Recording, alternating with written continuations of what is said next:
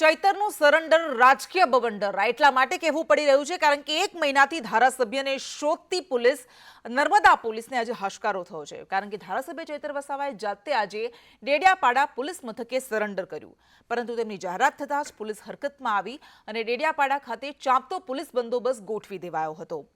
નર્મદા જિલ્લા સહિત ભરૂચ, છોટાઉદેપુર અને અન્ય જિલ્લાના આમ આદમી પાર્ટીના આગેવાનો કાર્યકર્તાઓ ડેડિયાપાડા ખાતે દોડી આવ્યા હતા અને આખો કેસ આપને કદાચ ખબર હોય, વન વિભાગના કર્મચારીઓને ઘરે બોલાવીને મારવાનો આ કેસ હતો અને ત્યારબાદ ચૈતર વસાવા ભૂગર્ભમાં ઉતરી ગયા અને 1 મહિના બાદ તેઓ આજે ડેડિયાપાડા પોલીસ સ્ટેશન પહોંચ્યા અને તેમણે શરણાગતિ કરી, સરેન્ડર કર્યું, પરંતુ આ સમયે તેમણે જે હાકલ કરી એ પણ સાંભળી લઈએ।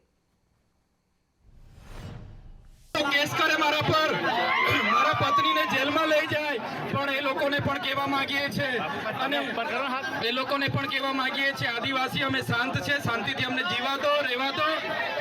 જ્યારે અમે રસ્તા પર ઉતરીશું ત્યારે આ પ્રશાસનને, આ સરકારને પણ અઘરું પડશે। પોલીસ વિભાગને બી નમ્ર વિનંતી કરું છું, અમે તમને સરેન્ડર કરવા માટે સામેથી આવ્યા છે એટલે કોઈ પણ કાર્યકરોએ પોલીસ સાથે જીબાજોડીમાં નથી ઉતરવાનું કે પોલીસ સાથે ઘર્ષણમાં નથી ઉતરવાનું। આપણે સામેથી સરેન્ડર થવા માટે આવ્યા છીએ અને સરેન્ડર થઈશું। અને બધાને કહેવા માંગુ છું, હું ચૈતર વસાવા અને મારો પરિવાર આખા આદિવાસી સમાજ માટે, આખા ગુજરાતના નવયુવાનો માટે, શિક્ષિતો માટે, શોષિતો માટે, પીડિતો માટે, તમામ લોકોને ન્યાય આપવા માટે છેલ્લા શ્વાસ સુધી લડીશું। હું આમ આદમી પાર્ટીના તમામ આગેવાનોનો પણ આભાર માનું છું, કોંગ્રેસના તમામ લોકોનો પણ આભાર માનું છું જેમને મારે આ કપરા સમયમાં મને સાથ અને સહકાર આપ્યો છે।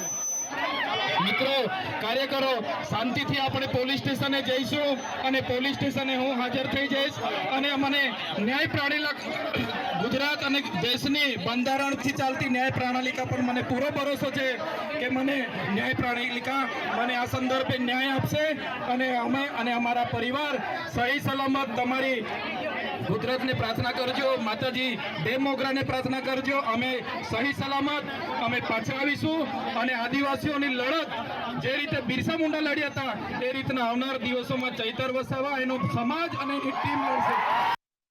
ચૈતર વસાવાએ હાકલ કરી અને એમ પણ કહ્યું કે આદિવાસીઓ શાંત બેઠા છે પરંતુ રસ્તા પર ઉતરશે તો પ્રશાસનને પણ ભારે પડી જશે। હવે હાકલ છે, ધમકી છે, એ શું છે એ જોઈએ। પરંતુ સાંસદ, ભરૂચના સાંસદ, ભારતીય જનતા પાર્ટીના સાંસદ મનસુખ વસાવા આપણી સાથે જોડાઈ ગયા છે, એમની સાથે વાતચીત કરીએ। મનસુખભાઈ, સ્વાગત છે આપનું સંદેશ ન્યૂઝમાં। ચૈતર વસાવા, ઘણી બધી વખત તમારી બંને વચ્ચે જીભાજોડી થઈ છે, ઘણી બધી વખત એકબીજા પર કટાક્ષ કર્યા છે, પરંતુ આજે જ્યારે ચૈતર વસાવા હાજર થયા છે તો આપની પહેલી પ્રતિક્રિયા શું છે? જો આ ચૈતર વસાવા 1 મહિના પછી હમણાં હાજર થાય છે, એના કરતા જે વખતે એમની સામે ફરિયાદ નોંધાઈ હતી એ સમયે એ પોલીસમાં હાજર થઈ ગયા હોત તો આટલો બધો જે ડ્રામા થયો ના થયો હોત। પણ એમનો આપ પાર્ટીના નેતાનો ઈરાદો એવો હતો કે ચૈતરભાઈના ખભે બંદૂક ફોડી અને આપ પાર્ટીનો આખા ગુજરાતમાં પ્રચાર કરવો હતો અને સરકારને, ભારતીય જનતા પાર્ટીને બદનામ કરવાનો એમનો ઈરાદો હતો। બાકી એમની પાસે દિગ્ગજ નેતાઓ હતા, વિદ્વાન વકીલો હતા, હાઈકોર્ટની, સુપ્રીમ કોર્ટના વકીલો હતા, તો એમને આ સલાહ તે વખતે ના આપી હોત। પણ આ ખરેખર જે આટલો બધો ડ્રામા કર્યો અને પ્રજાને ગેરમાર્ગે દોરી રહ્યા છે એ ખરેખર બિલકુલ ગેરવાજબી છે। આજે મને પણ દુઃખ થાય છે કે ચૈતરભાઈ વસાવા, ધારાસભ્યના પત્ની જેલમાં હોય, સાથે અન્ય બીજા 2 લોકો ખેડૂત સહિત જેલમાં હોય અને ચૈતર વસાવા આમ ભાગતા ફરતા હોય એનાથી અમને પણ એક આદિવાસી સમાજ ના એક નેતા તરીકે અમને પણ એક થાય કે ના ભાઈ, આમની સાથે જે પ્રકારે જે થઈ રહ્યું છે એ આપ પાર્ટીના નેતાઓ એમને જે ગેરમાર્ગે દોરી રહ્યા છે એ તદ્દન ખોટું છે। ગેરમાર્ગે દોરી રહ્યા છે, પરંતુ ચૈતર વસાવા પણ સામે પક્ષે ઘણા બધા એવા આરોપ લગાવી રહ્યા છે મને કે ચૈતર વસાવાએ આત્મસમર્પણ કર્યું અને આ સાથે જ રાજનીતિ પણ ગરમાય છે। આમ આદમી પાર્ટીમાંથી જ ઈસુદાન ગઢવી, ગોપાલ ઇટાલિયા સહિતના ઘણા બધા નેતાઓના જવાબ સામે આવ્યા, પ્રતિક્રિયાઓ સામે આવી છે, પરંતુ મનસુખ વસાવા કે જેમ વારંવાર ચૈતર વસાવાની સામે બોલતા રહ્યા છે, બંને આમને સામને આવતા રહ્યા છે, તેઓ આપણી સાથે જોડાયેલા છે।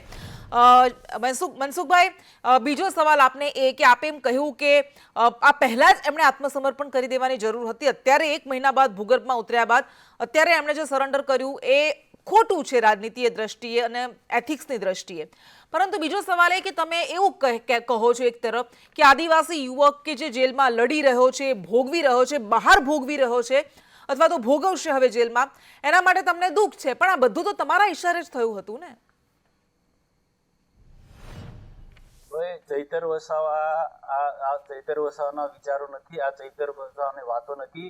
પડદા પાછળ આપના નેતાઓ બધી જ બાજુથી એ ગુજરાતમાં હારી ગયા છે. વિધાનસભા જીતવા નીકળ્યા હતા, સરકાર બનાવવા નીકળ્યા હતા, મુખ્યમંત્રીનું સપનું સેવતા હતા ઈસુદાન ગઢવી, એ એમનું સપનું રોડાઈ ગયું. એટલે પછી અમારા જેવા નેતા પર ખોટા આરોપ મૂકે છે. હકીકતમાં જે ગુનો કર્યો છે એ ગુનામાં હું ચિત્રમાં જ નથી.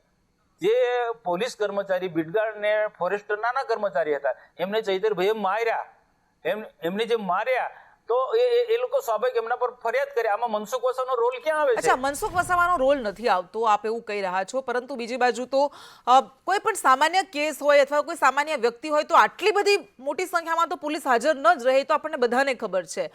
હવે એવું કહેવામાં આવી રહ્યું છે કે એક સાંસદના ઈશારાને, એ આપ છો, સ્વાભાવિક છે કે આપના ઈશારે જ આટલી બધી મોટી સંખ્યામાં પોલીસને ત્યાં તૈનાત કરવી પડી અને આવી રીતે હેરાનગતિ કરવામાં આવી, આ આરોપ લાગેલા છે.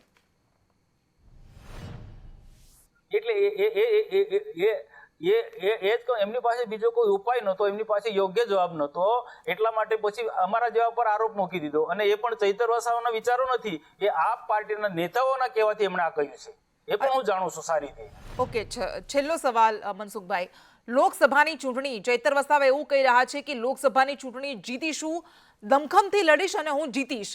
એમના પત્નીએ પણ કહ્યું કે તૈયારીઓ આરંભી દીધી છે. ગોપાલ ઇટાલિયાએ પણ કહ્યું હતું કે ચૈતર વસાવા હવે લોકસભાની ચૂંટણી જીતીને બતાવશે અને ત્યાં જ હાજર થશે.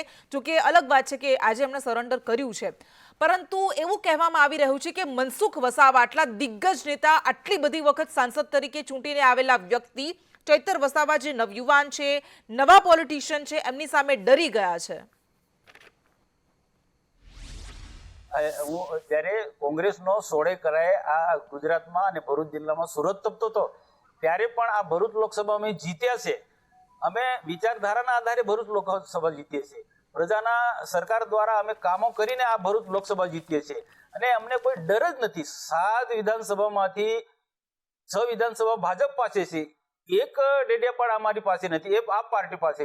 ત્યાં પણ તાલુકા પંચાયત, જિલ્લા પંચાયત અમારી પાસે છે. ભરૂચ જિલ્લાની બધી જ તાલુકા પંચાયત, જિલ્લા પંચાયતો, નગરપાલિકાઓ ભાજપ પાસે છે. અને 6 વિધાનસભામાં અમે એટલા લીડમાં છે ને કે આપના નેતા કે કોંગ્રેસના નેતા કોઈ પણ અમારી સામે આવે તો અમારી સામે આવનારા દિવસમાં ટકી જ નથી શકવાના. અમારામાં સંગઠન એટલે તાકાતવાર છે અને સરકારના કામો અમે એટલા બધા કરેલા છે ને, એટલે ચૈતર વસાવાની પ્રસિદ્ધિથી કે એનાથી અમે ડરતા જ નથી. આ તો એક પ્રકારનું એમની પાસે, પ્રજાની પાસે, પ્રજા વચ્ચે જવાના બીજા કોઈ મુદ્દા નથી, એટલે આ બધી વાહિયાત વાતો કરે છે. અમે ડરવા વાળા નથી. અમે તો કોઈ પણ મોટો પડકાર હોય એનો ભૂતકાળમાં પણ સામનો કર્યો છે અને આવનારા દિવસો પણ અમે સામનો કરીશું. ઠીક છે મનસુખભાઈ, ખૂબ ખૂબ આભાર આપનો સંદેશનો સાથે વાતચીત કરવા માટે.